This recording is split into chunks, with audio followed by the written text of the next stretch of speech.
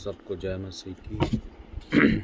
आज एक नए वीडियो से, हालांकि मेरा विषय वही है और हम इस बात को देखते हैं कि बाइबल जो है परमेश्वर ने सृष्टि बनाई और 6 दिन में सृष्टि बना करके परमेश्वर ने 7वें दिन विश्राम किया। और जैसे ही हम फिर नए नियम में आते हैं वहाँ पर हम देखते हैं कि यीशु मसीह जब अपने देह में थे इस पृथ्वी पर, तब यीशु मसीह ने दुख उठाकर और आंसू बहा कर आज्ञा पालन करना सीखा। इसे हम इब्रानियों की पत्री 4 अध्याय उसका 8 और 9 वचन में हम लोग देखते हैं। तो इब्रानियों की पत्री 4 अध्याय उसका 8 वचन में जब हम लोग देखते हैं तो यहाँ पे हमको वचन दिखता है कि पुत्र होने पर भी उसने दुख सह कर आज्ञा पालन करना सीखा। अपनी 7 वचन को जब हम लोग देखते हैं तो अपनी देह में रहने के दिनों में मसीह ने उससे जो उसको मृत्यु से बचा सकता था उच्च स्वर से पुकार कर और आंसू बहा कर प्रार्थनाएं और विनतियां की और आज्ञाकारिता के कारण उसकी सुनी गई। तो जब हम बाइबल जहाँ से शुरू होती है वो आज्ञाकारिता के वचन से शुरू होती है, और जो व्यक्ति आज्ञाकारिता में चलता है उसका जो जीवन है वो अनंत जीवन के प्रवेश से होता है। तो यीशु मसीह ने हर एक आज्ञा को माना और उसने ऐसा कोई भी आज्ञा नहीं था जो उसने उस आज्ञा को नहीं माना। यदि हम लोग लूका 6 अध्याय उसका 5 वचन को हम लोग देखते हैं तो लूका 6 अध्याय उसके 5 वचन में क्या कहता है। लूका 6 अध्याय उसका 5 वचन पढ़ लो।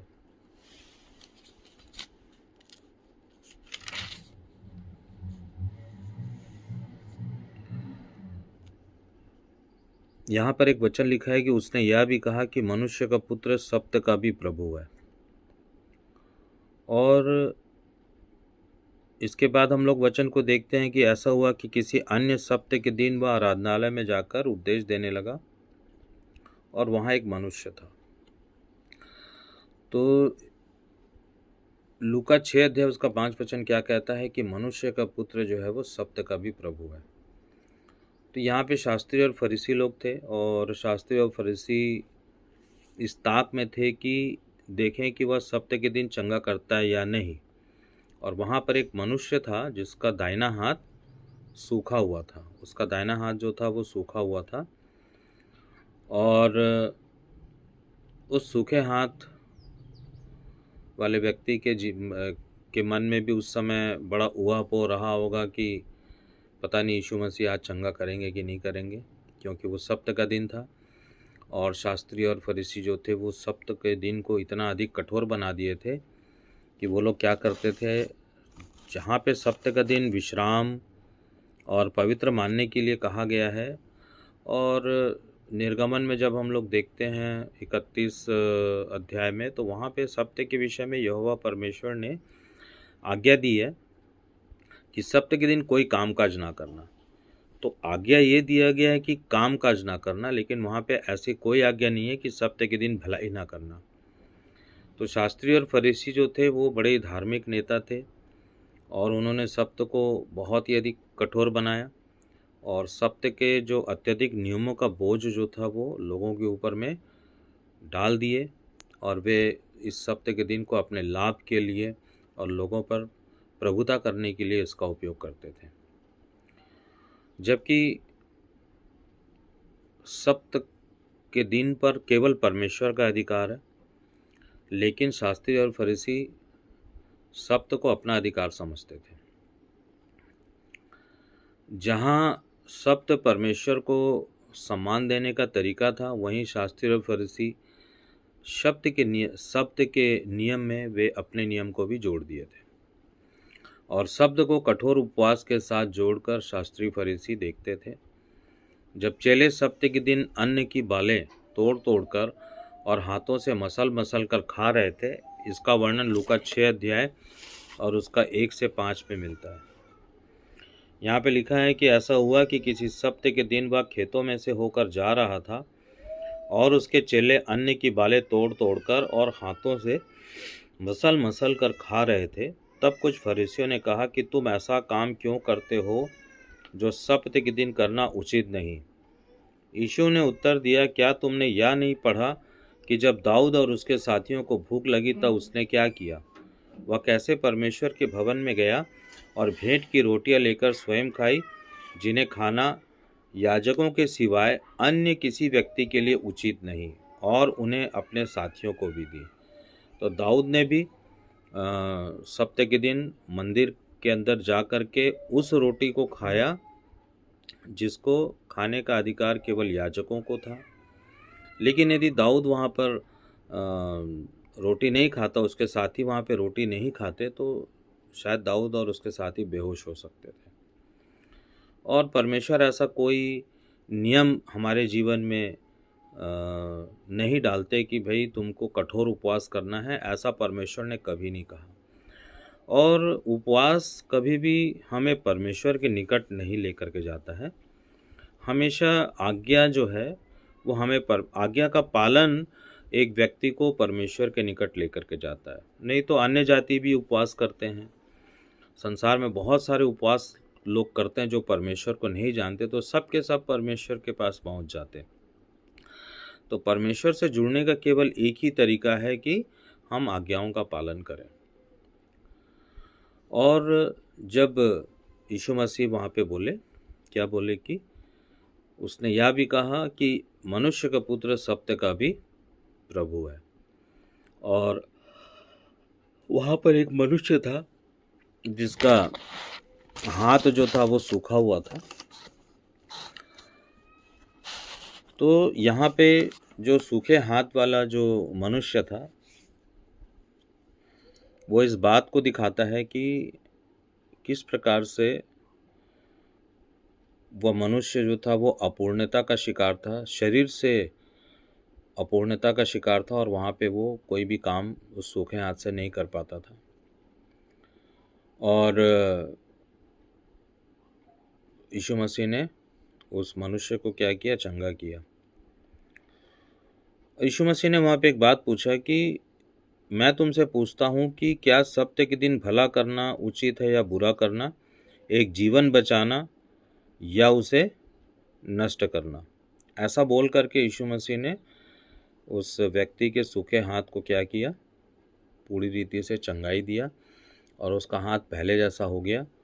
और यहाँ पे जो यीशु मसीह बोल रहे हैं कि सप्ताह के दिन में जीवन बचाना जरूरी है या जीवन को नष्ट करना। तो यीशु मसीह ने सप्ताह के दिन में परमेश्वर की आज्ञा को पूरा किया। वही आज्ञा जो यीशु मसीह उस शास्त्री को कहते हैं कि दो ही आज्ञा है, कि तू अपने परमेश्वर से अपने सारे प्राण, सारे मन, सारी शक्ति और संपूर्ण मन से परमेश्वर को प्रेम करना। और दूसरी आज्ञा ये है कि तू अपने पड़ोसी से अपने समान प्रेम करना। तो उस समय जब यीशु मसीह ने उसके हाथों को चंगा किया, तो ये उस बात को दिखाता है कि कैसे यीशु मसीह ने दूसरी वाली आज्ञा को पूरा किया। यीशु मसीह ने व्यवस्था की आज्ञा को पूरा किया।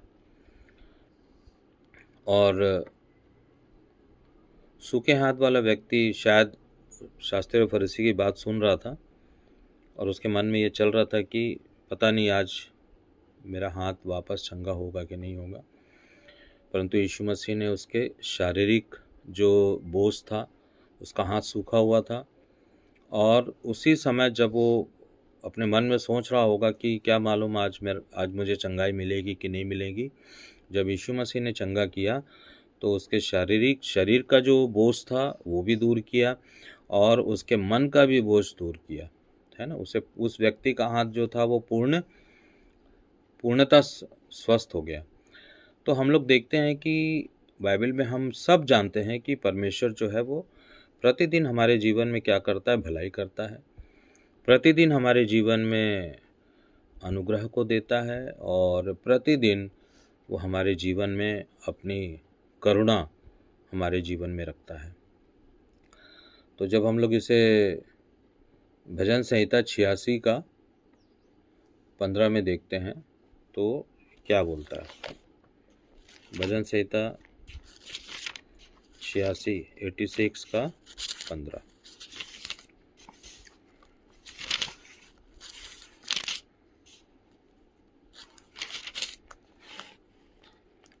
एटी सिक्स का 15 वचन कहता है कि परंतु हे प्रभु, तू दयालु और अनुग्रहकारी परमेश्वर है, क्रोध करने में धीमा और करुणा और सच्चाई से परिपूर्ण है। तो यीशु मसीह स्वयं यहोवा परमेश्वर हैं। उन्होंने ही सत्य की आज्ञा को दिया है 7वें दिन के लिए, क्योंकि सारी सृष्टि यीशु मसीह में ही होकर के बनाई गई है। और इस प्रकार से यीशु मसीह ने उस व्यक्ति के शारीरिक और मानसिक बोझ दोनों को हल्का किया। और यीशु मसीह ने मनुष्य का पुत्र होने के कारण उस व्यक्ति से प्रेम किया। यूहन्ना 1:1 वचन कहता है कि आदि में वचन था, वचन परमेश्वर के साथ था और वचन परमेश्वर था। तो उसको हम लोग ऐसे देखेंगे कि आदि में यीशु मसीह था, वचन यानी यीशु परमेश्वर के साथ था, और यही वचन या यीशु क्या था? परमेश्वर था। तो हम यह देखेंगे कि कैसे यीशु मसीह ने सप्ताह के दिन उस मनुष्य के सूखे हाथ को चंगाई दी। और इससे यह स्पष्ट होता है कि सप्त जो है वो एक उत्सव है और सप्त एक आनंद है। तो उसके परिवार वाले भी वहाँ पे साथ में होंगे। और जब उसके परिवार वालों में ने देखा कि यीशु मसीह ने कैसे उस मनुष्य के सूखे हाथ को पूरी रीति से चंगाई दिया, तब वो पूरा का पूरा परिवार जो था वो आनंद से भर गया होगा। तो स्वयं परमेश्वर मनुष्य को बंधन से आज़ाद करते हैं। सप्त जो है वो स्वतंत्रता को लाती है। सप्त कोई स्थान नहीं है। सप्त जो है वो एक आनंद का विषय है। सप्त अक्षरशः 7वां सप्ताह का 7वां दिन होता है। और सप्त जो है वो विश्राम से संबंधित बातों को करती है और बहुत सारी बातों को भी करती है। आज जब हम लोग देखते हैं कि संसार की 99% जो कलीसियाएं हैं, वास्तव में उनका आत्मिक जीवन जो है वो सूखा हुआ है। वे शरीर और धन से संपन्न हैं। उनके पास किसी भी बात की कमी नहीं है, लेकिन हाथ का सूखना यह दिखाता है कि किस प्रकार से उस कलीसिया का या जो वर्तमान कलीसिया का जो हाथ है वो सूखा हुआ है। क्योंकि वर्तमान कलीसिया आज्ञाओं से दूर है। वर्तमान कलीसिया केवल इस बात के लिए चर्च में बनी हुई है कि कैसे उनको जीवन भर संसार की समस्त वस्तुएं प्राप्त होती रहे। इस प्रकार से यदि हम लोग देखें तो कलीसियाएं और जितने भी कलीसिया को चलाने वाले हैं, सब अपने अपने स्वार्थ से भरे पड़े हुए हैं। लेकिन जब हम लोग सत्य के विषय में देखते हैं तो सत्य जो है वो परमेश्वर और मनुष्य के बीच में एक जुड़ाव है। यीशु मसीह स्वयं सत्य है। यदि हम लोग देखें तो यहोवा परमेश्वर जो है वो त्रिएक परमेश्वर है। उसमें पिता भी है, उसमें यीशु मसीह भी है और उसमें पवित्र आत्मा भी है। तो जहाँ एक और हम लोग देखते हैं कि सप्त परमेश्वर और मनुष्य के बीच एक जुड़ाव है। यदि ना होता तो परमेश्वर अपने पुत्र को मनुष्य के उद्धार के लिए ना दिया होता। ये वचन नहीं लिखा होता कि पिता ने इस जगत से ऐसा प्रेम किया कि उसने अपना इकलौता पुत्र दे दिया, ताकि जो कोई उस पर विश्वास करे वह नाश ना हो वरन अनंत जीवन पाए। चौथी बात यह है कि सप्त जो है वो स्मरण दिलाता है कि हम परमेश्वर के द्वारा सृजे गए हैं, हम उसकी रचना है और हम सब उसकी संतान हैं। जब हम लोग उत्पत्ति 2 अध्याय उसके 2 और 3 वचन को देखते हैं तो वहाँ पर ये दिखाता है कि परमेश्वर ने 6 दिन काम किया और 7वें दिन उसने विश्राम को किया। विश्राम को किया मतलब परमेश्वर कभी विश्राम नहीं करता, परंतु परमेश्वर ने विश्राम को मनुष्यों के लिए रखा है कि मनुष्य इस विश्राम में प्रवेश करे। इब्रानियों की पत्री भी हमें यह बताती है कि क्या बताती है उसको हम लोग देख लेते हैं। इब्रानियों की पत्री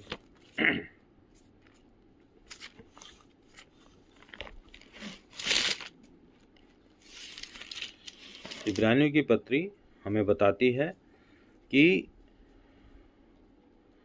4 अध्याय और उसका 9 वचन कि इसलिए परमेश्वर के लोगों के लिए सप्ताह का विश्राम शेष है, क्योंकि जो उसके विश्राम में प्रवेश कर चुका है वह भी अपने कार्यों से विश्राम कर चुका है, जैसा कि परमेश्वर ने किया था। तो आज भी सप्ताह का विश्राम परमेश्वर को जानने वाले, परमेश्वर को मानने वाले, यीशु मसीह को मानने वाले लोगों के बीच में, मध्य में सप्त आज भी कार्यरत है। कालांतर से लंबे समय तक जब सप्त को लौदीकिया की जो कलीसिया है वहाँ पर कैनन 29 करके एक वहाँ पे एक ग्रुप था और वहाँ पर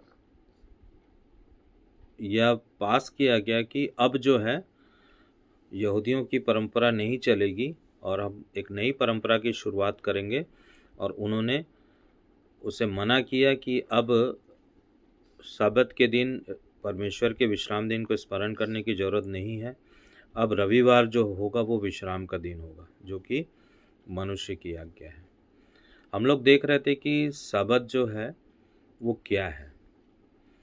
तो जब हम लोग देखते हैं यशायाह 66 और उसका 22 से 23 वचन में कि सब्त जो है वो परमेश्वर की आराधना करने का एक विशेष दिन है और सब्त जो है परमेश्वर से प्रेम करने वालों के लिए एक प्रतिज्ञा है ना। यहाँ पे परमेश्वर एक प्रतिज्ञा करते हैं। तो हम लोग देखते हैं यशायाह 66 का 22 से 23 वचन को जब हम लोग देखते हैं तो यहाँ पे परमेश्वर ने एक बात कहा है, क्योंकि जिस प्रकार नया आकाश और नई पृथ्वी जो मैं बनाने पर हूँ मेरे सम्मुख बनी रहेगी।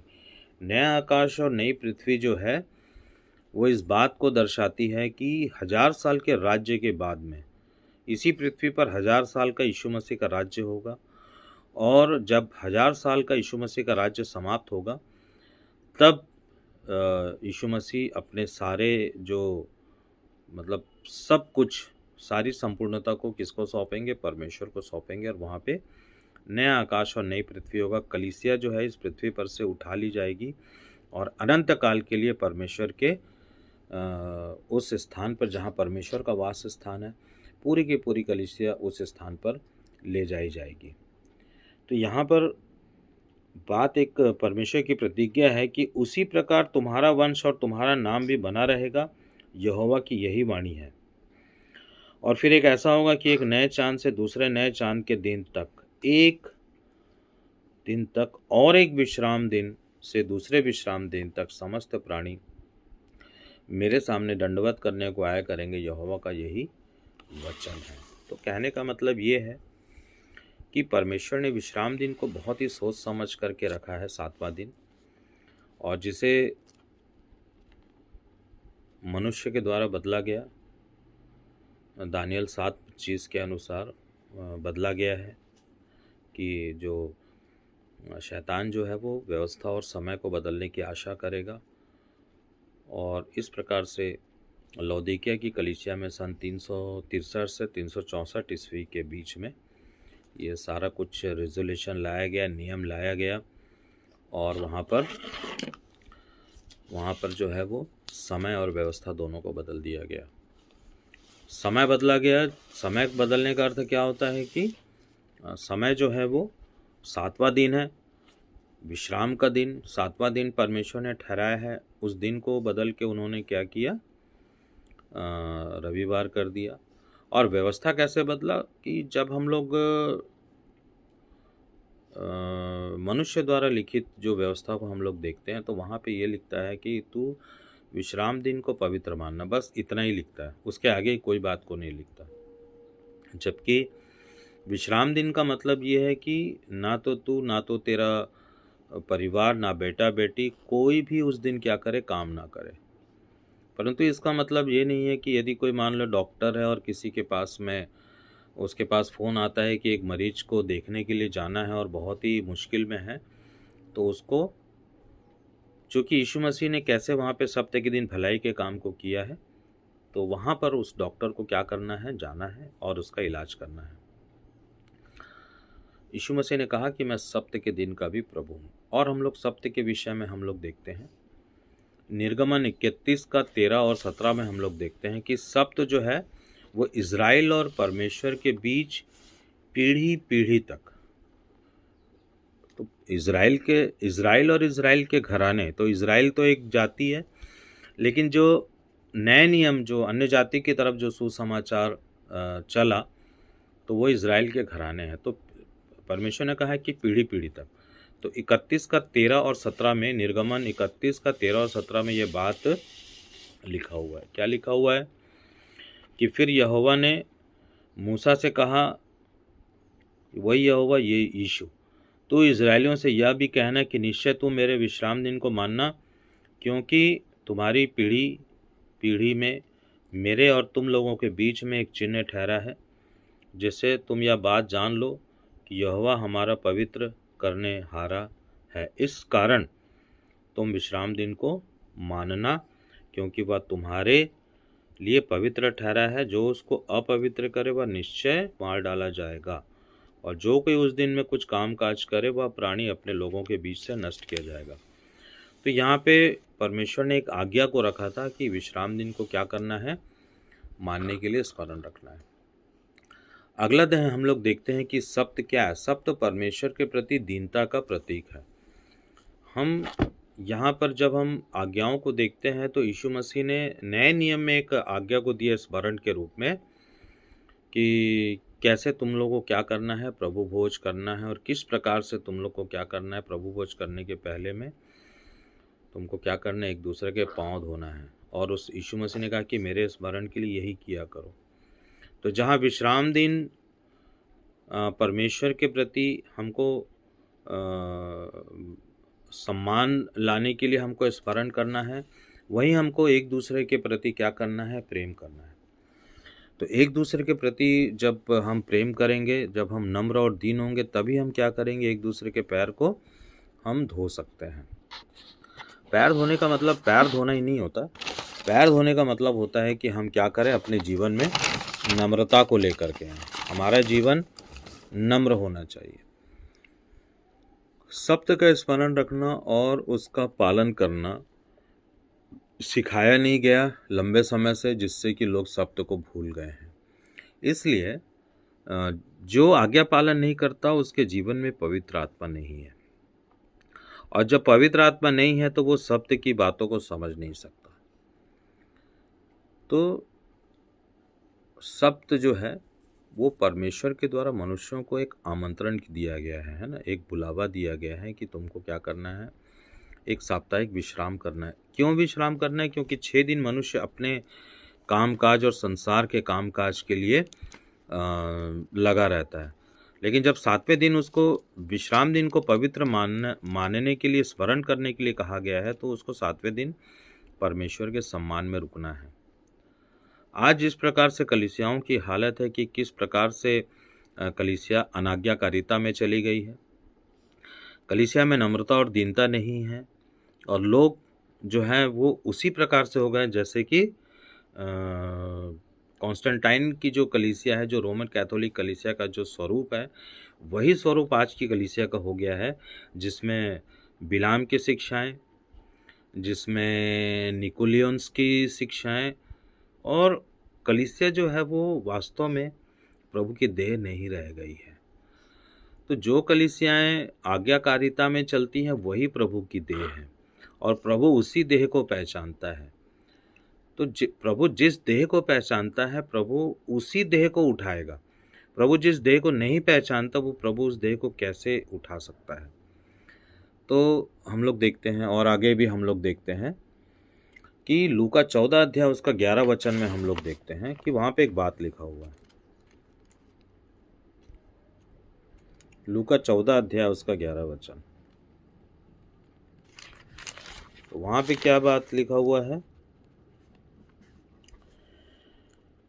क्योंकि ये जो 14 वचन, लूका जो 14 अध्याय है, वो सप्ताह के दिन चंगाई करना उचित है या नहीं है, तो यीशु मसीह यहाँ पे व्यवस्थाविदों और फारसियों को समझा रहे हैं, फरीसियों को। तो यहाँ 11 में एक बात लिखा है कि क्योंकि प्रत्येक जो अपने आप को ऊंचा करता है वह नीचा किया जाएगा, और वह जो अपने आप को दीन करेगा सम्मानित किया जाएगा। बहुत ही महत्वपूर्ण वचन है ना? तो जो अपने आप को दीन करता है वो आज्ञाकारिता में चलता है, और वो जब वो आज्ञाकारिता में चलता है तो वो परमेश्वर उससे प्रसन्न होता है। लेकिन जो अपने आप को ऊंचा करता है, तो जो ऊंचा करता है वो परमेश्वर के वचन को नहीं मानता, ना परमेश्वर के प्रति दीन होता है। अगला हम लोग 6वां देखेंगे कि सत्य जो है वो भलाई का विषय, ना कि बुराई का। मत्ती 12:12 में यीशु मसीह ने एक मनुष्य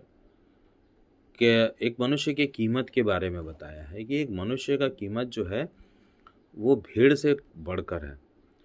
और यीशु मसीह ने यहाँ पे एक उदाहरण दिया है कि जब भेड़ किसी कुएं में सप्ताह के दिन गिर जाए तो क्या उसको निकालेंगे कि नहीं निकालेंगे?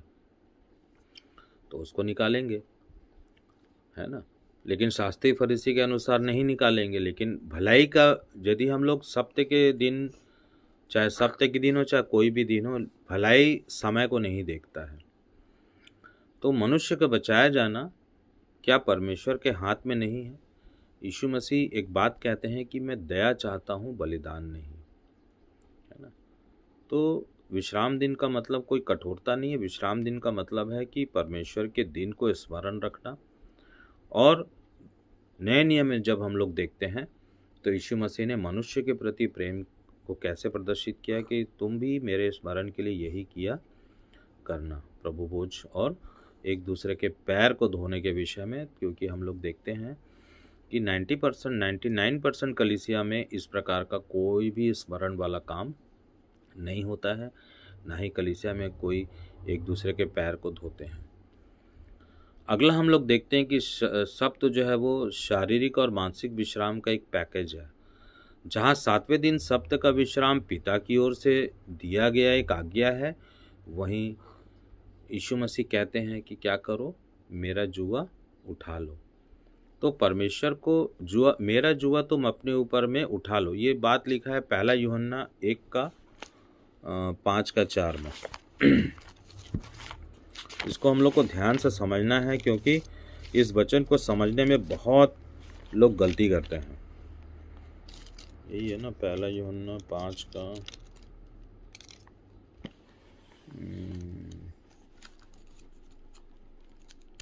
मत्ती 11:30 में ये बात लिखा हुआ है, और 1 यूहन्ना में भी अभी जाएंगे।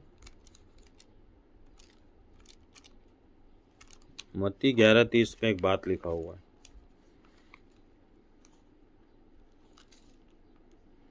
मत्ती 11:30 में 11:28 में एक बात कहते हैं, हे सब थके और बोझ से दबे लोगों, मेरे पास आओ, मैं तुम्हें विश्राम दूंगा, क्योंकि मैं नम्र और मन में दीन हूँ, और तुम अपने मन में विश्राम पाओगे। और तीसरा 30 वचन कहते हैं, क्योंकि मेरा जुआ सहज और मेरा बोझ हल्का है।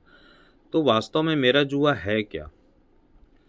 तो जुआ का मतलब होता है कि परमेश्वर को प्रसन्न करने वाला जीवन, जहाँ पर आज्ञाकारिता, प्रेम और नम्रता और दीनता किसी के जीवन में रहती है, उसको क्या करना, धारण करना। और जब उसको हम लोग धारण करते हैं तभी हमारा आत्मिक जीवन बढ़ता है, और जब हमारा आत्मिक जीवन बढ़ता है, हम आज्ञाकारिता में चलते हैं, तब हम उद्धार की तरफ बढ़ते चले जाते हैं। यही है अपने अपने मन में विश्राम पाना, कि जब हम कार्यों से विश्राम, यही है। इब्रानियों की पत्री में हम लोग थोड़ा देर पढ़े थे कि जो लोग विश्राम में प्रवेश कर चुके हैं उन्होंने अपने कार्यों से क्या किया है? विश्राम किया। कौन से कार्यों से विश्राम किया है?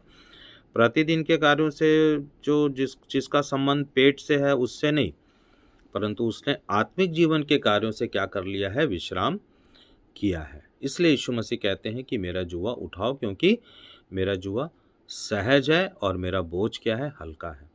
तो आज्ञाकारिता का जो बोझ है वो बहुत ही हल्का है, इसमें कोई भी कठिन नहीं है। तो इसी बात को पहला यूहन्ना और उसका 1 अध्याय उसका 5 से 4 वचन में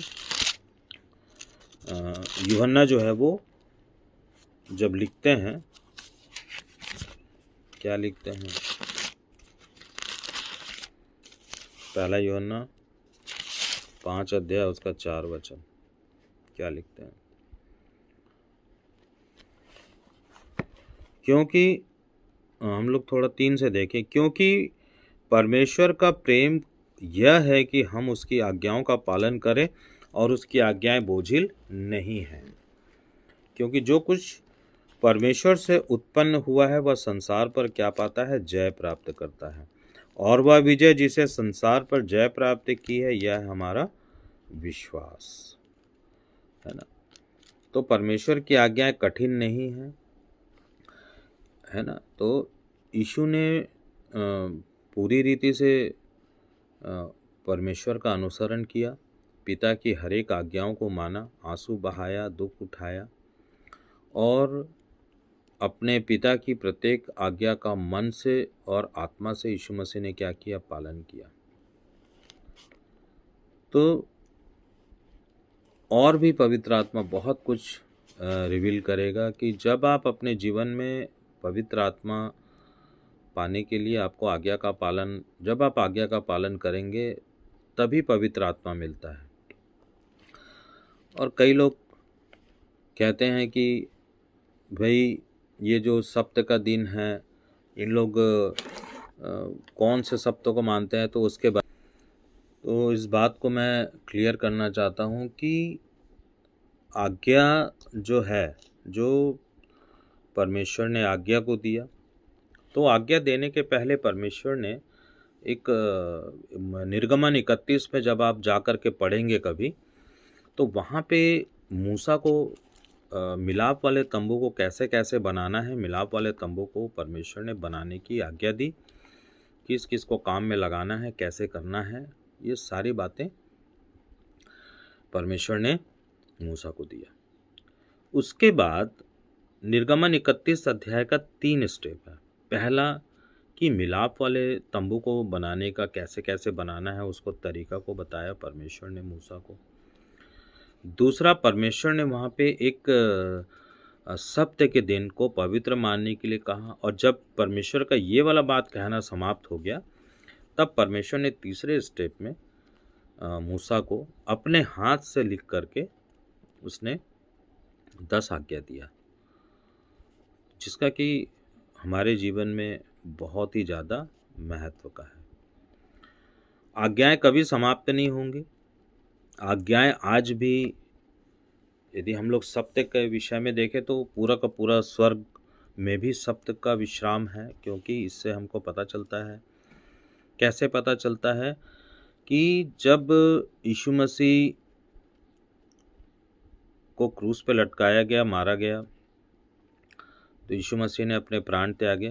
तो शुक्रवार की संध्या जब हो रही थी, तभी यीशु मसीह को कब्र में रखा गया, और पूरा का पूरा जो 7वां दिन है, शनिवार है, पूरे दिन यीशु मसीह कहाँ पर रहे? कब्र में रहे। तो वहाँ पे एक विश्राम को यीशु मसीह ने क्या किया? वहाँ पे एक विश्राम किया। क्यों किया? क्योंकि ये पूरा परमेश्वर की योजना है कि हर एक मनुष्य को विश्राम में से होकर के गुजरना। सप्त का विश्राम हर मनुष्य के लिए जरूरी है। और लोगों ने अपने मन से बहुत सारी बातों को, अपने मन से, अपनी बुद्धि से सोच करके अपने जीवन को बहुत ही ज़्यादा संकट में डाल दिया है। क्योंकि इस वीडियो को शुरू करने के समय मैंने बताया था कि चीज़ें बाइबल में सारी बातें आज्ञाकारिता से शुरू होती हैं। यदि कोई व्यक्ति आज्ञाकारिता में चलता है तो वह अनंत जीवन को प्राप्त करेगा। लेकिन जिसके जीवन में आज्ञाकारिता नहीं है, जिसके जीवन में परमेश्वर के प्रति सम्मान नहीं है, उसका जीवन आज संकट में है। तो यहाँ तो हम लोग देखते हैं कि वहाँ पे मिलाप वाला तंबू था और सप्त, और तीसरा था आज्ञा। तो आज्ञा को तोड़ने के विषय में मूसा, देखिए मूसा आज्ञा, परमेश्वर की आज्ञाएं अलग है और मूसा की आज्ञा अलग है। तो परमेश्वर की जो आज्ञा है, ये जो परमेश्वर की आज्ञा 10 आज्ञा है, 10 आज्ञा में है को मरकुस के 12 में यीशु मसीह ने उसको 2 आज्ञा के रूप में दर्शित किया है, और 2 आज्ञा के रूप में जो दर्शित किया उसमें 2 बात बोलते हैं कि तू अपने परमेश्वर से अपने सारे प्राण, सारे मन और सारी शक्ति, सारी बुद्धि से प्रेम करना। तो जो परमेश्वर से प्रेम करेगा वही 10 आज्ञा के ऊपर के 4 आज्ञा को मान सकता है। लेकिन जो परमेश्वर से प्रेम नहीं करता है वो किसी भी आज्ञा को नहीं मान सकता है। वो पहली आज्ञा को भी नहीं मान सकता है कि तू मुझे छोड़ किसी को परमेश्वर करके मानना। तो आखिर वो मानता किसको है? आखिर वो मानता किसको? उसको खुद ही नहीं पता है कि वो कौन सा परमेश्वर को मान रहा है। तो उसका परमेश्वर कौन है? जो मनुष्यों ने जो ठहराया है वो उस परमेश्वर को मान रहा है और बड़े ही भ्रम में चल रहा है कि उसका उद्धार होगा। उसका उद्धार नहीं होगा।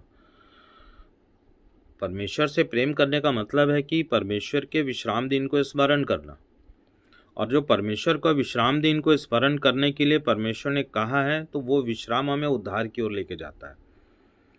यहाँ पर इसका मतलब ये नहीं है कि जैसे बड़े बड़े इंटरनेशनल प्रचारक लोग निकालते हैं कि नहीं इशू से फोकस हटा करके विश्राम, वही परमेश्वर है जो विश्राम दिन को दिया है, वही परमेश्वर है जो विश्राम को लेकर के आया है ना। जैसे कि वचन में क्या लिखा है कि परमेश्वर ने जगत से ऐसा प्रेम किया कि उसने अपना इकलौता पुत्र दे दिया।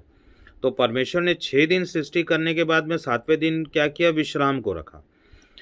यदि हम कैलकुलेशन करें तो 2027 जो आ रहा है लगभग 6000 साल पूरा हो जाएगा, और परमेश्वर का जो एक दिन है मनुष्य के 1000 साल के बराबर है,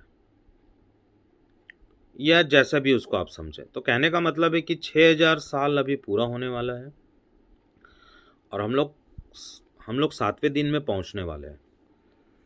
तो 7वें दिन में जो हम लोग पहुंचने वाले हैं, ये जो विश्राम है ये किस बात को दर्शाता है? ये इसी बात को दर्शाता है कि जो 1000 साल का जो राज्य है ये उस बात को दर्शा रहा है। इसका मतलब ये है कि यीशु मसीह के आगमन का समय बहुत ही जल्दी है। इससे पहले कि यीशु मसीह का आगमन हो, हमको आज्ञा मानना शुरू करना है। यदि हमने अब तक आज्ञा नहीं माना है तो हमको आज्ञा मानना शुरू करना है, और जब हम आज्ञा मानेंगे, जब हम परमेश्वर से प्रेम करें। अब मैं उस वचन को दिखाता हूँ, यूहन्ना निकालेंगे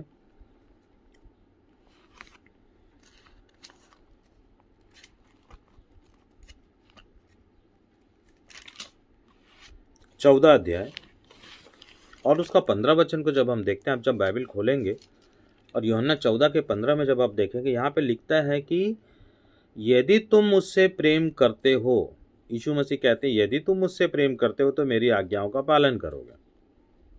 तो हम जरा अपने मन में देखें कि भाई हम किस किन आज्ञा का पालन करते हैं। तो जब हम अपने जीवन में झांक करके देखते हैं तो पता चलता है कि हम किसी भी आज्ञा का पालन नहीं करते। ना तो हम परमेश्वर से प्रेम करते हैं। कौन सा परमेश्वर? जो सच्चा परमेश्वर, जिसने पृथ्वी को बनाया, जिसने मनुष्यों को बनाया, हम उस परमेश्वर को जानते ही नहीं है। यदि जानते होते तो आप विश्राम दिन को स्मरण करके मानते होते, उसकी आज्ञा को मानते। यदि आप जानते तो यीशु मसीह से प्रेम करते, आप जानते तो लोगों से क्या करते? एक दूसरे से प्रेम करते। तो आज यदि हम लोग कलीसियाओं को देखते हैं तो कोई भी व्यक्ति किसी से प्रेम नहीं कर रहा है। सब एक दूसरे को शक की नज़र से देखते हैं, सब एक दूसरे को स्वार्थ की नज़र से देखते हैं और उनका जीवन खतरे में। मैं बता दूं कि 99% कलीसियाओं का जो जीवन है वो खतरे में पड़ा हुआ है, क्योंकि उनके अंदर बदलाव नहीं है। और जब तक आप आज्ञाओं का पालन नहीं करेंगे तब तक मनुष्य का जीवन परिवर्तित नहीं होगा। यीशु मसीह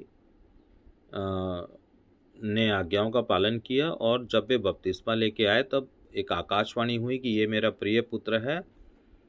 तो प्रिय पुत्र परमेश्वर कब कहते हैं? जब परमेश्वर प्रसन्न होते हैं और वो देखते हैं कि एक व्यक्ति क्या है, उसकी आज्ञाओं पर चलने के लिए तैयार है। तो यहाँ पे क्या बोला है? यदि तुम यूहन्ना 14 अध्याय उसका 15 वचन, यदि तुम मुझसे प्रेम करते हो तो मेरी आज्ञाओं का पालन करोगे। और 16 वचन को ध्यान से पढ़ना है। और मैं पिता से विनती करूंगा और वह तुम्हें एक और सहायक देगा कि वह सदा तुम्हारे साथ रहे। तो बिना आज्ञा पालन, बिना प्रेम का बहुत मुश्किल है। तो जो हम बिना आज्ञा और बिना प्रेम का, हम जब हम आज्ञा नहीं मानते, जब हम प्रेम नहीं करते परमेश्वर से, उसकी बातों को नहीं सुनते हैं, और तब हम पवित्र आत्मा की प्रार्थना करते हैं तो कोई और आत्मा अंदर घुस जाती है, क्योंकि गैप को भरने के लिए हवा आती है। यीशु मसीह बोले कि हवा इधर से आती उधर चली जाती है, लेकिन नहीं पता कहाँ से आती है और कहाँ से जाती है। बहुत बाइबल को समझने की ज़रूरत है सब विश्वासियों को। तो जब हम बिना आज्ञा पालन का जब हम पवित्र आत्मा मांग लेते हैं तो उस समय क्या होता है कि शैतान अपनी आत्मा को उसके अंदर डाल देता है। मतलब शैतान अपनी आत्मा को डालता है। सब होगा, चिन्ह होगा, चमत्कार होगा, आश्चर्य कर्म होगा, धन की कोई कमी नहीं होगी। यीशु मसीह को बोला ना शैतान ने कि तुम मेरे सामने झुक के प्रणाम करो, मैं दुनिया के सारे वैभव क्या कर लूँगा, तुमको दे दूँगा। तो सारा वैभव जो है शैतान देने के लिए तैयार है। लेकिन यदि अनंत जीवन पाना है तो पश्चाताप करना होगा, और पश्चाताप करके अपना जो पूरा समय जो खराब हुआ है, एक लंबा समय जो खराब हुआ, कि हमको ये नहीं बताया गया कि जब तक हम आज्ञा पालन नहीं करेंगे हमको पवित्र आत्मा नहीं मिलेगा। और इतना भ्रमित करके चर्च के पास्टर, डायरेक्टर लोगों ने लोगों को इतना भ्रमित कर दिया कि बोले कि नहीं आप प्रार्थना करो, पवित्र आत्मा मिल जाएगा, हाथ रखने से पवित्र आत्मा मिल जाएगा। मतलब पवित्र आत्मा इतना सस्ता हो गया है। पवित्र आत्मा इतना सस्ता नहीं है। पवित्र आत्मा स्वयं परमेश्वर की आत्मा है। और ये किस पर डिपेंड करता है? ये शर्त है, स्वर्ग की एक शर्त है कि जब तुम क्या करोगे, प्रेम करोगे, आज्ञाओं का पालन करोगे। और आगे देखें, इसी में हम लोग 21 भी देखते हैं कि जिसके पास मेरी आज्ञाएं हैं वह उनका पालन करता है, वही मुझसे प्रेम करता है। जो आज्ञाओं को क्या कर अपने जीवन में थामा हुआ है, विश्राम दिन से लेकर के प्रभु भोज के दिन तक वो क्या करता है, उसको स्मरण रखता है। परमेश्वर ने जो बातें हमको दी है स्मरण रखने के लिए दी है। हमको परमेश्वर को इससे क्या करना है, स्मरण रखना है। यीशु मसीह ये बोले कि क्या करना है, तुम इस तरह से मुझे क्या करो, स्मरण करो। तो जहाँ पर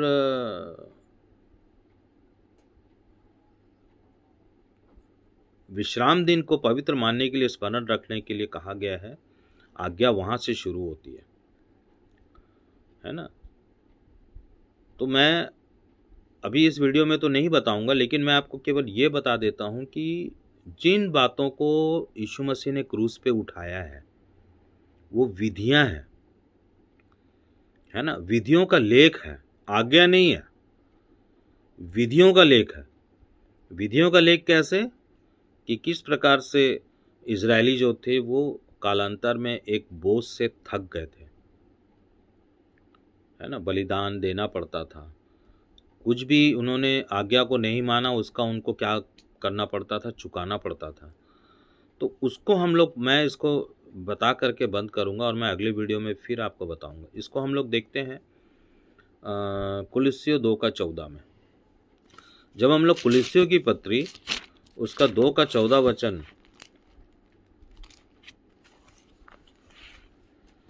यहाँ पे एक बात लिखा हुआ है, और विधियों का वह अभिलेख। विधियों का अभिलेख मतलब यदि इंग्लिश में पढ़े तो हैंड राइटिंग ऑफ मोसेस। मतलब परमेश्वर की आज्ञाएं अलग है, मूसा की व्यवस्था अलग है। एक जगह पे यीशु मसीह शास्त्री फरीसी को कहते हैं कि तुम मूसा की व्यवस्था कोई नहीं मान सकते हो तो मेरी बातों को तुम कहाँ से मानोगे? तो उनको बिजी, इजरायलियों को बिजी रखने के लिए, व्यस्त रखने के लिए एक राष्ट्र के रूप में उनको ले जाया जा रहा था। तब परमेश्वर ने उनको क्या दिया था? मिलाप वाला तंबू, सप्त और आज्ञा की 10 आज्ञा की 2 पट्टियां हैं। तो यहाँ पे एक बात लिखा हुआ है कि और विधियों का वह अभिलेख जो हमारे नाम पर हमारे विरुद्ध था, मिटा डाला और उसे क्रूस पर कीलों से जड़कर हमारे सामने से हटा दिया। तो जो विधियों का लेख था, जो श्राप था, जो दंड था, उस दंड को यीशु मसीह ने, ना कि आज्ञा कभी क्रूसित नहीं हुई है। आज्ञा आज भी वही का वही है। इसलिए इसको हमको समझना जरूरी है कि, और उसके नीचे वाली बात को भी हम लोग उसको समझ ही लें। यहाँ पे पौलुस कहते हैं, इसलिए खाने पीने, पर्व, नए चांद, या अब नए नियम के बाइबल में एक गलत छपा हुआ है, यहाँ पे सप्त का दिन लिखा हुआ है। लेकिन जब आप हिब्रू बाइबल में जाएंगे, न किंग जेम्स वर्सन में जाएंगे, तो सब्तों के दिन लिखा है ना। कैसे शैतान कितना चालाकी से काम करता है। देखो कि शैतान ने आदम और हव्वा को तो अदन की वाटिका से निकलवा दिया। अब शैतान ये चाहता है कि मनुष्य परमेश्वर के विश्राम के दिन से भी दूर रहे। शैतान नहीं चाहता कि किसी व्यक्ति का क्या हो? उद्धार हो। परमेश्वर चाहता है कि हर एक व्यक्ति का क्या हो? उद्धार हो। लेकिन शैतान हमको क्या कर रहा है? अदन की वाटिका से निकाल दिया। अब लोगों को 363-64 ईस्वी के बाद से जितने मसीही लोग थे, सब के सब रविवार मानने लग गए और सबको उसने क्या किया? सप्त के विश्राम से हटा दिया। यहाँ पे सप्तों के दिन दिया गया है। कुलुस्सियों 2:16 में सप्तों के दिन है। सप्तों के दिन क्या है? 7 सप्ताह है, 7 सब्बत है और 7 विधियां हैं। ये जो 7 सब्बत में जो 7 विधियां जो थी, जिसको हम लोग मेल बलि, होम बलि, अन्न बलि, ये जो बलियां जो थी, यही चीज को यीशु मसीह के क्रूस पे क्रूसित किया गया। केवल यही चीज हटाई गई है। इसको क्रूसित कर दिया गया कि मनुष्य के ऊपर में जो बोझ था, उस बोझ को हटाया गया। और क्या बोल रहा है? सप्तों के दिन के विषय में कोई तुम्हारा न्यायी ना बने, क्योंकि ये सब आने वाली बातों की छाया मात्रा है, परंतु मूल तत्व तो मसीह है। तो मसीह जो थे, उनको जो भेजा गया था, इन चीजों को हटाने के लिए भेजा गया था, ताकि किसको निरस्त कर सके? दूसरा कुलुस्सियों 2:15। जब उसने प्रधानों और अधिकारियों को उसके द्वारा निरस्त कर दिया, तब वह विजय प्राप्त करके खुल्लम खुल्ला उनका तमाशा बनाया। और आज क्या हो रहा है? आज क्या हो रहा है? इन बातों को नहीं समझ करके, इन बातों को लोग समझते नहीं हैं और क्या कर रहे हैं? जरा कुलुस्सियों का 2:18 पढ़े। लिखा है, कोई भी दीनता से और स्वर्गदूतों की पूजा करवा के तुम्हें दौड़ के प्रतिफल से वंचित ना करे। ऐसा मनुष्य देखी हुई बातों में लगा रहता है और अपनी शारीरिक समझ पर व्यर्थ फूलता है, और उस सिर से दृढ़ता पूर्वक जुड़ा नहीं रहता, जिससे संपूर्ण देह, जोड़ों और स्नायुओं के द्वारा पोषण पाकर और सुगठित होकर परमेश्वर प्रदत्त विकास से विकसित होती जाती है। कहने का मतलब ये है कि यदि हम लोग इसको ठीक से समझें, कुलुस्सियों 2:18, तो 99% कलीसिया क्या कर रही है? स्वर्गदूतों, है ना, मतलब शैतान द्वारा ठहराए दिन, शैतान द्वारा ठहराई व्यवस्था का पालन कर रही है और वो भ्रमित है। यीशु मसीह ने कभी भी आज्ञाओं को नष्ट नहीं किया। यीशु मसीह ने व्यवस्था को कैसे पूरा किया? कि विधियों के दंड को उसने अपने ऊपर में लेकर के पूरा किया। यीशु मसीह ने उस व्यक्ति के सूखे हाथ को चंगाई दिया, तो उसने मनुष्यों से क्या किया? प्रेम किया। यहाँ पर भी वो मनुष्यों से प्रेम करता है और हमको क्या करता है? सब बोझों से हमको हटाता है। तो हम कुलुस्सियों का 3 पढ़े। इसलिए यदि तुम मसीह के साथ जीवित किए गए हो, तो तुम मसीह के साथ कैसे जीवित किए गए हो? बाइबल कहती है कि विश्वास के साथ कर्म। तो कर्म क्या है? कर्म आज्ञाकारिता है ना? आज्ञाकारिता पर चलना है। तो जब हम लोग आज्ञाकारिता पर चलते हैं तभी हम क्या करते हैं? विश्वास के साथ हम क्या करते हैं? कर्म करते हैं। कुलस्य 3 का पहला क्या लिखा हुआ है कि इसलिए यदि तुम मसीह के साथ जीवित किए गए हो तो उन वस्तुओं की खोज में लगे रहो जो स्वर्ग की है। हमको स्वर्गीय वस्तुओं की खोज में रहना है। तो स्वर्गीय वस्तु जो जो परमेश्वर ने हमको आज्ञाओं के रूप में दिया, यही स्वर्गीय वस्तु है। क्योंकि आज्ञाओं का पालन करके ही हम क्या कर सकते हैं? उद्धार को प्राप्त कर सकते हैं, परमेश्वर को प्रसन्न कर सकते हैं।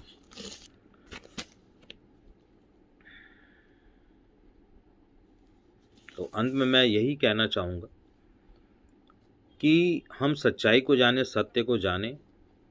और सत्य क्या है? सत्य आज्ञा पालन है ना?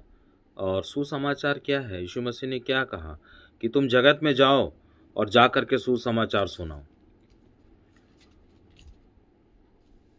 तो सुसमाचार क्या है? आज्ञा है। उसके आगे यीशु मसीह क्या बोले कि जो जो बातें तुमने सीखी है उन बातों को तुम पालन करना सिखाओ, चेले बनाओ, है ना? परमेश्वर यीशु मसीह ने कहा कि चेले बनाओ। और चूंकि पवित्र आत्मा 99% चर्चेस के पास नहीं है, इसलिए वहाँ के लोग ये नहीं बोल सकते कि मैं पवित्र आत्मा का मंदिर हूँ। जब तक आप आज्ञा पालन नहीं करेंगे, पर आप यूहन्ना को पढ़िए, यूहन्ना की पत्री को पढ़िए, पहला यूहन्ना, दूसरा यूहन्ना, तीसरा यूहन्ना को पढ़िए, याकूब की पत्री को पढ़िए। इन लोग बड़े सरल हृदय से आज्ञाओं पर काफ़ी जोर दिए हैं। और जब तक कोई व्यक्ति आज्ञा नहीं मानेगा तब तक परमेश्वर प्रसन्न नहीं होगा। जब तक कोई प्रभु यीशु मसीह से प्रेम नहीं करेगा तब तक परमेश्वर प्रसन्न नहीं होगा। जब तक परमेश्वर प्रसन्न नहीं होंगे तो जो वचन प्रचार कर रहे हैं, चाहे वचन को समझ रहे हैं, ये सब कोई दूसरी आत्मा से होता है और हो भी रहा है और प्रतिफल से वंचित है। इसलिए मैं जो भी इस बात को सुन रहा है, ये आप उन बातों को समझे, पश्चाताप करें, क्योंकि अब तक का जीवन जो था वो व्यर्थ रहा। लेकिन अब जो शुरू, क्योंकि चूंकि अनुग्रह का समय है, इसलिए हम जब आज्ञा पालन की शुरुआत करते हैं तो परमेश्वर हमसे प्रसन्न होता है। और मैं अगले वीडियो में दिखाऊंगा कि कैसे यीशु मसीह खुद बोल रहे हैं यूहन्ना के द्वारा कि तुम उनमें से निकलो, है ना? तो आज हम जब सत्य के विषय में कह रहे हैं तो सत्य एक आज्ञा है, सत्य एक ठहराव है, सत्य स्वतंत्रता है, सत्य जो है वो सुरक्षा है।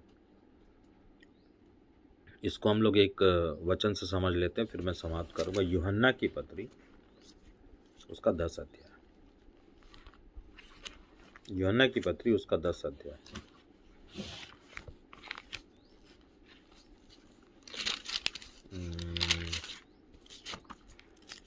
यूहन्ना की पत्री उसका 10 अध्याय। यहाँ पर एक बात लिखा हुआ है कि जो विश्राम दिन से अब जब तक किसी को पवित्र आत्मा नहीं मिलेगा उसको वचन का भेद भी नहीं मिलेगा। यहाँ पर यीशु मसीह एक बात कहता है कि मैं तुमसे सच सच कहता हूँ कि वह जो द्वार से भेड़शाला में प्रवेश नहीं करता परंतु किसी दूसरी ओर से चढ़ जाता है, वह चोर और डाकू है। तो यहाँ पर यीशु मसीह बोल रहे हैं कि द्वार से जो भेड़शाला में प्रवेश नहीं करता वो कौन है? तो इसको वचन को कोई भी, मैं 25 साल इधर उधर रहा और मैं जब देखा इस वचन को कोई नहीं समझा पाया, लेकिन पवित्र आत्मा इस वचन को मुझे समझाया कि जो आज्ञा पालन करते हैं, जो आज्ञा पालन करते हैं, जो प्रेम करते हैं प्रभु यीशु मसीह से, वो द्वार से प्रवेश करता है। कहने का मतलब है द्वार से प्रवेश करता है ना? यीशु मसीह हमेशा दृष्टांतों में बातें की कि मैं तुमसे सच सच कहता हूं कि वह जो द्वार से भेड़शाला में प्रवेश नहीं करता, बिना आज्ञा माने, ऐसी कलीसियाएं जो 99% कलीसियाएं हैं जो कि नरक में जा रही हैं, ऐसी कलीसियाएं जो बिना आज्ञा पालन के सिखाई जाती हैं और इनके पास्टर कभी नहीं सिखाते कि आज्ञा पालन जरूरी है। आज्ञा पालन हमारे जीवन का आधार है और वो चाहते हैं कि हमको अनंत जीवन मिले। तो अनंत जीवन कैसे मिलेगा? यदि किसी व्यक्ति के जीवन में आज्ञा पालन नहीं है, वो यीशु मसीह से प्रेम ही नहीं करता, वो चर्च जा रहे तो मैं भी जा रहा हूँ, अपने जीवन के स्वार्थ के लिए चर्च में जा रहे हैं और अपना जीवन को खत्म कर रहे हैं, समाप्त कर रहे हैं, है ना। मैं चर्चेस में देखता हूँ, सामने पहले जब छोटा बच्चा रहता है वो सामने पुलपिट के आगे खेलता कूदता बड़ा होता है, धीरे धीरे बड़ा होता है, शादी ब्याह होता है और धीरे धीरे वो पीछे की तरफ जाता है और पीछे वाले बेंच में जाके बैठ जाता है और बाद में वहाँ से निकल के उसको गाड़ दिया जाता है। उसने अपने जीवन में आज्ञा पालन नहीं किया। हम कैसे उसके उद्धार के कैसे हम मान लें कि उसका उद्धार होगा? तो यहाँ पे यीशु मसीह कहते हैं कि जो आज्ञा नहीं मानता और चाहता है कि उसको अनंत जीवन मिल जाए, वो चाहता है कि मुझको अनंत जीवन मिल जाए और वो खुद बिना आज्ञा पालन करे वो पास्टर जो भी है आगे चल रहा है और पीछे पीछे उसकी बड़ी भीड़ जा रही है, तो वो खुद तो नरक में जा रहा है और पीछे पीछे बड़ी भीड़ को भी नरक में डाल रहा है। बड़ा ही सोचने वाली बात है। और जब हम लोग यूहन्ना 10 का दूसरा देखते हैं, परंतु जो द्वार से प्रवेश करता है वह भेड़ों का चरवाहा है। जो द्वार से प्रवेश करता है वो आज्ञा को मानता है ना, वो प्रेम करता है और द्वारपाल उसके लिए द्वार खोलता है और भेड़ें उसकी आवाज़ पहचानती हैं और वह अपनी भेड़ों को नाम ले करके क्या करता है, पुकारता है और उन्हें बाहर ले जाता है। जब वह अपनी सब भेड़ों को बाहर निकाल लेता है तो वो उनके आगे आगे चलता है और भेड़ें उनके पीछे पीछे हो लेती हैं। जो आज्ञा नहीं मानने वाले लोग हैं ना, वो ऊपर देख के चलते हैं, वो बकरी उसके पीछे बकरियां चल रही हैं। लेकिन जो आज्ञा मानते हैं वो यीशु मसीह के कदमों को देखते हैं। यीशु मसीह जैसा जीवन जिए तो यीशु मसीह के पद चिन्हों पर चलते हैं। भेड़ कभी ऊपर नहीं देखती, भेड़ हमेशा चरवाहे के पैर को देखती है। क्यों हमको भेड़ और चरवाहा दिखाया गया है बाइबल में? कि परमेश्वर चाहते हैं कि हम उस उदाहरण से समझें कि वास्तव में जो भेड़ होती है वो ना दाएं देखती है ना बाएं देखती है, परंतु वो सीधा देखती है और चरवाहे के पैर को देख करके चलती है। तो जो चरवाहे के पैर को देख के चलती है वो आज्ञा पालन करने वाली भेड़ें हैं। तो यदि आपने अब तक आज्ञा पालन नहीं किया है तो आप उस कलीसिया से निकलिए, घर में बैठिए, बाइबल को पढ़िए, परमेश्वर से पूछिए कि क्या मेरा जीवन जो है सच में अनंत जीवन की ओर जा रहा है, और यदि नहीं जा रहा है तो आप पश्चाताप करिए, आप बाइबल को पूरा पढ़िए, आप आज्ञा मानिए, यीशु मसीह से प्रेम करिए और आप देखिए कि आपको पवित्र आत्मा मिलेगा, पवित्र आत्मा मार्गदर्शन करेगा और पवित्र आत्मा आपको आनंद की ओर लेकर के जाएगा। पवित्र आत्मा आनंद देने वाली आत्मा है, पवित्र आत्मा एक सहायक आत्मा है, पवित्र आत्मा सिखाने वाली आत्मा है। तो आज जो लोग नाश हो रहे हैं कि प्रकाशित वाक्य की पुस्तक कहती है यीशु मसीह बोल रहा है ना, यीशु मसीह बोल रहा है।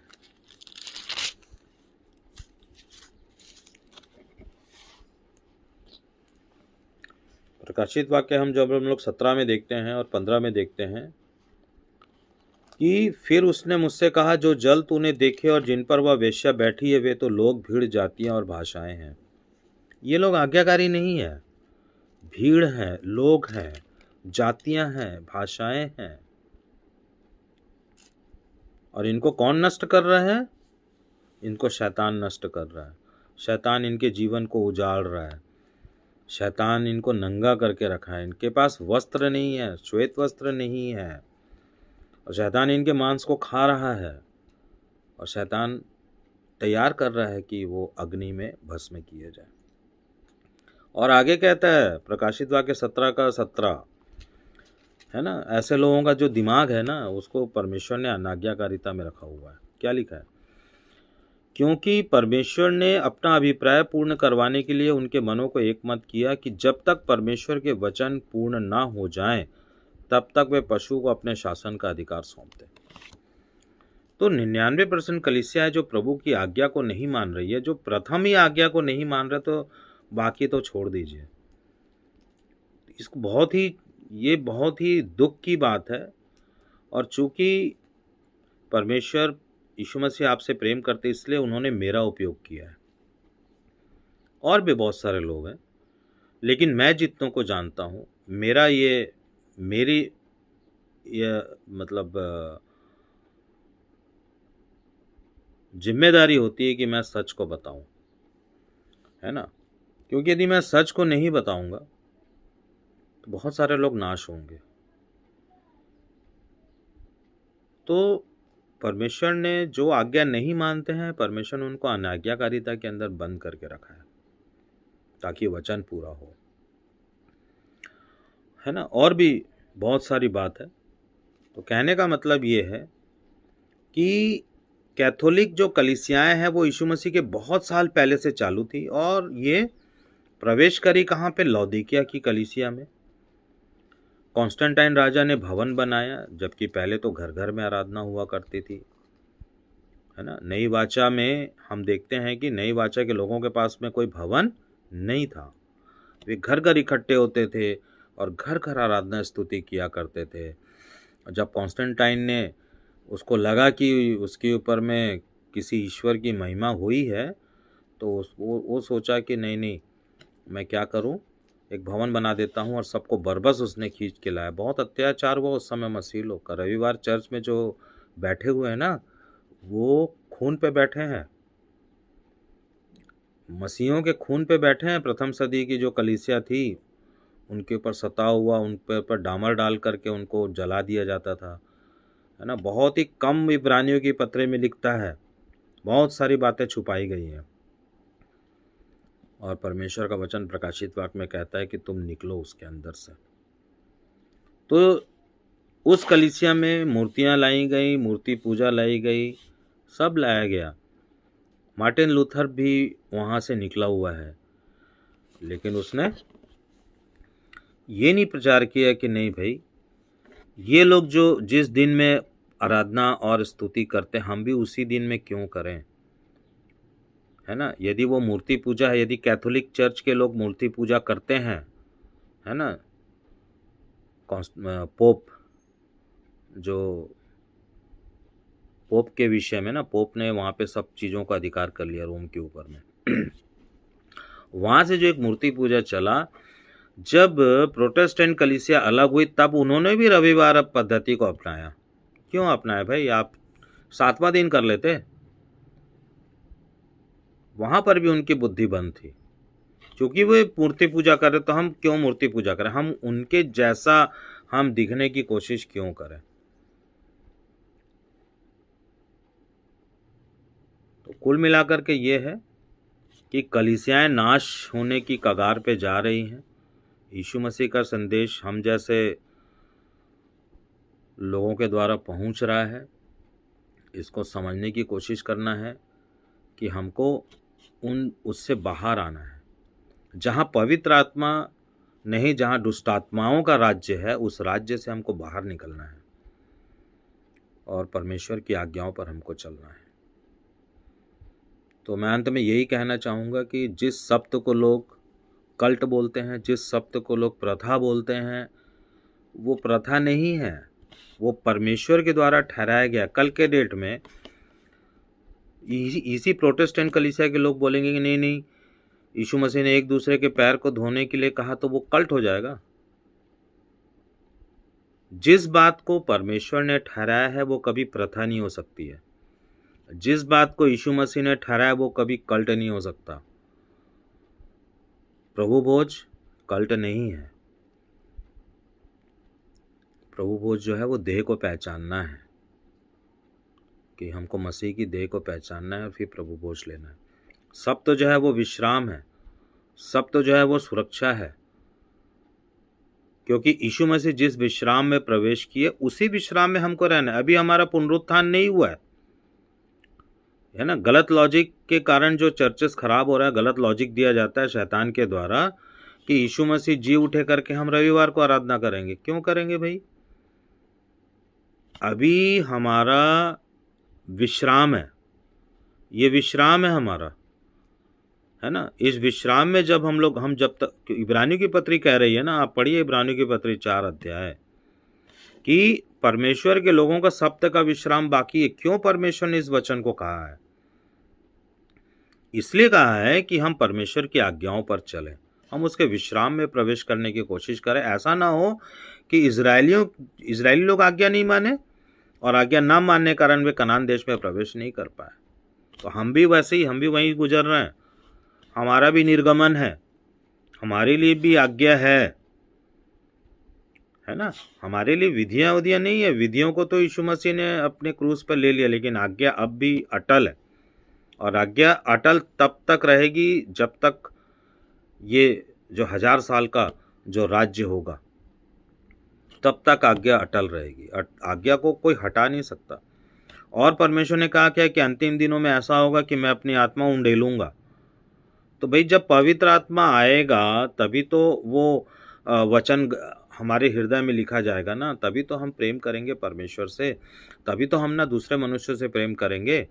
कलीसिया के लोग जहाँ एक दूसरे के ऊपर खूब बोलते हैं, उल्टा सीधा बोलते हैं और कितना तमाशा करते हैं, कितनी बातें बोलते हैं, कितनी बुराई करते हैं, कैसे दांत से एक दूसरे को काट डालते हैं, कैसे मेल मिलाप से दूर रहते हैं।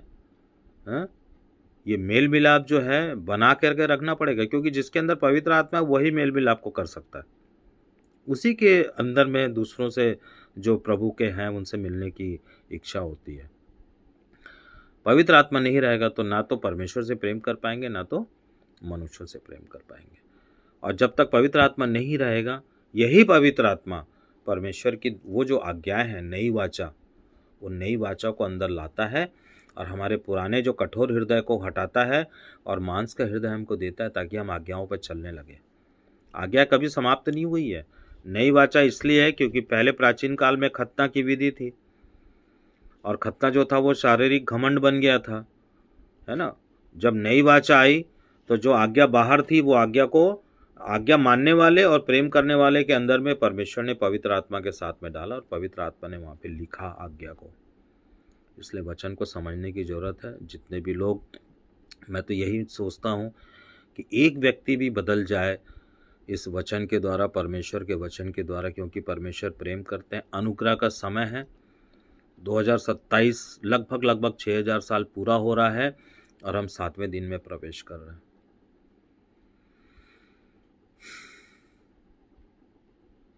तो मैं उम्मीद करता हूँ कि ये वचन उनके लिए लाभदायक होगा जो परमेश्वर के वचन को वास्तव में वचन के जैसा लेते हैं, परमेश्वर का जो सम्मान करते हैं। सबको जय मसीह की।